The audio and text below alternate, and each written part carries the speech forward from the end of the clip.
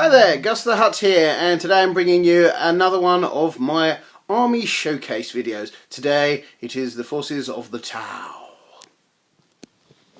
And here we have my Tau army in all of its painted glory.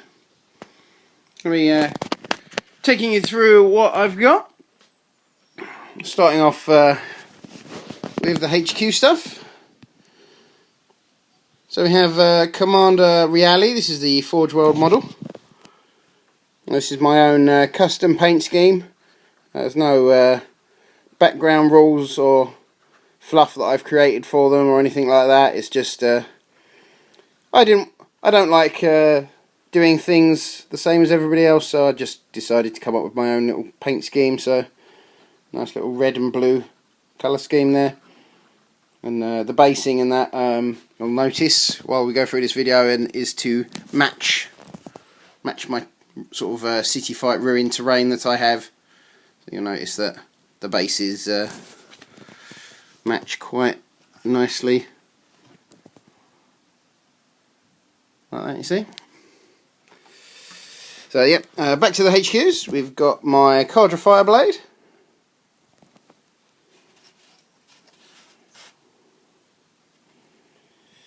Now, when this model came out, I was really not overly keen on him. I thought he looked a bit fat and dumpy and that, but as I got to working on the model, I kind of fell in love with it. It's one of those ones that really does grow on you. That's him. Now my Shadow Sun model. Now this is actually a metal figure. I've had this model since it came out. You can tell that there's a little bit of paint chipping and that needs retouching up, but she's seen a fair bit of battle, this one.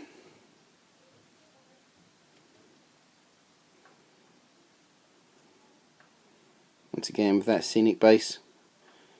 Now of all these base size increases that are happening with Space Marines and the like, I may actually end up rebasing her, putting her on a larger base, probably 32mm. And finally, for my HQ models, this is another Forge World character commander. I love this model with the stylized shield there. Once again, looks like he's sort of traipsing through the ruins of a city.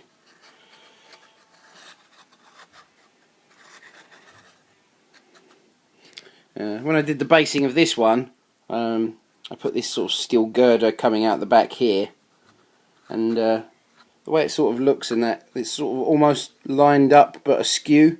With this, it almost looks like that was the sort of support column for that. And it sort of carried on through, and he's kind of stomped on it and broken it in half. That was more of a happy accident than any kind of modelling skill on my part. Okay, next we have some marker drones that I made. Now, two of these are the standard marker drone you get with the stealth suit kit, whereas the others were sort of kit bashed from leftover parts. We've got I think that's like the multi-tracker or the target lock from the Crisis suits, as well as some leftover head antennas that I had. So yeah, I made a unit of marker drones. As you can see there, that these are all magnetised onto slightly lower down bases, and they can be swapped out with other types of drones on those bases. So yeah, I've got lots of drones but only a few bases, and that it just sort of saves room in your hobby case. Nice little hobby tip there. And just quickly jump over here to this piranha here. So we've got the detachable drones there, as you can see. Oh no, not that one. I haven't done that one. Did I do that one? Nope. Must be the devilfish. See if I can get that off one-handed. Oh yeah, there we go. There we go. So I've magnetised those so they can be easily detached, and then just snap onto one of the bases that I have. Okay, so that's the drones that I like to put with my commanders that can have them. It's got lots of troops. It is a unit of 12 fire warriors, all with pulse carbines.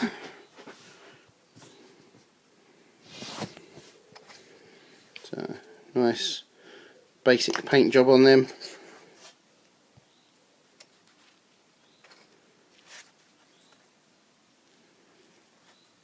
So, 2 or 3 colours, bit of a wash over those, maybe a bit of highlighting afterwards, and they're done. On there with the skin tone. So same again, that's just using Space Wolf Grey with a black wash over the top, and then back over again with the Space Wolf Grey to just bring out the highlights. So after that we have another unit of 10 here with pulse rifles, another unit of 6 all with pulse rifles. That's it for my troops. Now this is not the entirety of my army, I must say that now. There is a lot in cases and whatnot that have yet to be painted, but this is just everything that I have that is painted so far. I have a lot more fire warriors than that I use fairly regularly. Going up onto here, hiding out in the ruins, as well they should. We have a unit of Pathfinders, 10 Pathfinders. Now this is a mixture of the current plastic ones and the old metal ones, as well as we've got 3 with rail rifles at the top there.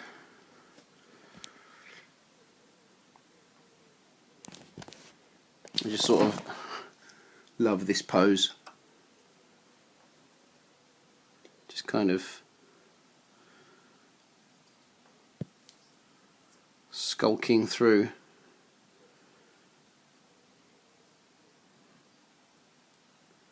Keeping his head down. His bonding knife on the back there. So that's him. Next we have a couple of units of crisis suits. Now a lot of these have been heavily repositioned and modified. Just get this to focus. So as you can see here, the head has been modified with one of the multi-tracker or target lock. I can never remember which is which of these extra parts. Yeah, it's been extended to be a sort of squad leader, so he's got a slightly different sensor suite on his heads-up display. This one been modified into a sort of leaping forward pose.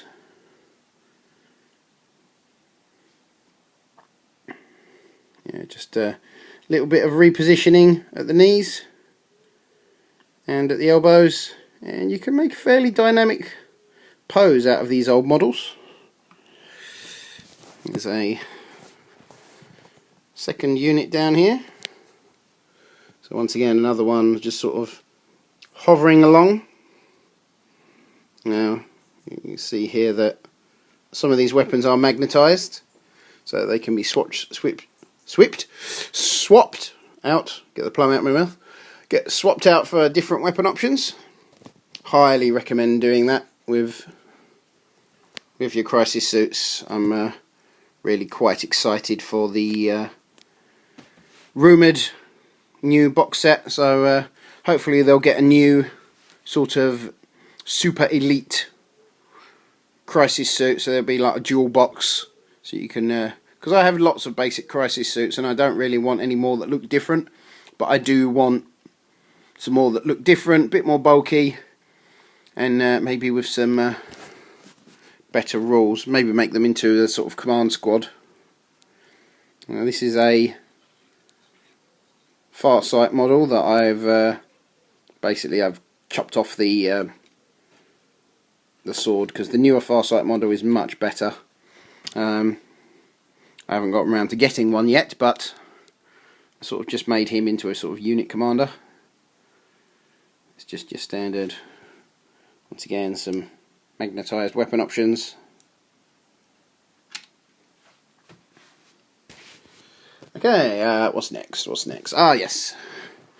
Broadsides. These are the old broadside models. So I sort of repurposed them when the new rules came out, so I gave them the high yield missile pods. I did, however, magnetise them so you can switch them back to the standard model. But I've had quite a lot of success with the high yield missile pods on those, and they're actually quite good. Now, a lot of people may moan at me for not having them on 60mm bases, but I don't care. These are the bases that the models came with. I painted them, and I've done a sort of textured base for them and that. I'm not chopping them off. Sorry, I'm just not. They're the bases that the models came with. If I've played against people that have said they're on the wrong base, but if they don't like it, tough. It's as simple as that. There's nothing in the rules that actually says that you have to use a bigger base when a new base comes out. In fact, the old rules actually said to use the base that came with the models. Well, that is the base that came with it. So, if you don't like it, tough. Okay, next we have a Hammerhead, or Skyray in this case. So, no, nice little basic paint job there, but I do have the extra turret options, so you can use it as the different tanks. So you just pop the Skyray lid off, if I can. Oh. Move that out of the way. May have just broken the base. Oh well. And yeah, you can just flip that on there. No worries. So that's now a Hammerhead.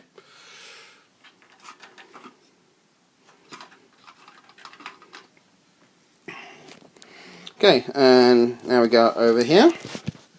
We have the Forge World Piranha. Now, I love this little guy. I think he's great. Lovely little kit. I've got one more of these that I haven't painted yet, but it's just to show off. I do have a separate base for them, and that is on a much higher peg. I used a piece of copper wire and that so that they're at the sort of flyer base height. So I switch them between the basic base and the higher flying base, depending on whether they're zooming or hovering. And I love these for transportabilities because they have this little feature where the wings just fold over like that. Like, nice neat little package there. And it just folds back out, ready to fly. Lovely, lovely little kit. Real pleasure to work with. Then we have a Piranha. Sorry, that's not the Piranha, that's a Remora. A Remora drone fighter. This is the Piranha. So this is, once again, I have another two of these to go into a larger unit, but this is the only one that I have painted. This was just a test piece. Once again with that textured base that matches my scenery. Happy with how that came out. Now, one of my favourites, and everyone's favourite, the Riptide. Here we go, look at that fella. such a pleasurable model to paint and assemble. A real joy to work with. Now, I got into the Tau Army for its aesthetic. Growing up, I loved anime, sort of giant robots. And when the Tau came out, they were just the right sort of aesthetic for me. And then, like 2 years ago, when they released this, I think I squeed. I had a girly scream moment of ah! But yeah, once again, magnetised, so the ion accelerator can come off, and the secondary weapon system comes off as well. And just plonks back on there. Right, then we go on to my Barracuda. Now, I really don't like the flyers that are in the Codex, but this is a beautiful, beautiful piece.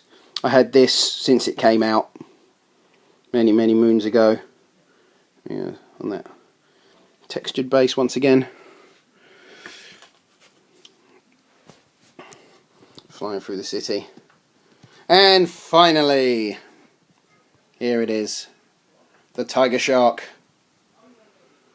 Tiger Shark with the rail cannons. I can't remember the designation of it now off the top of my head. I think it's like the AX010, something like that. Yeah, haven't gotten around to doing a textured base for that one yet, but get a good look. See all the missile rack on the side and the burst cannons under the wings. The smart missile rack with the little pod underneath there with the marker light in it.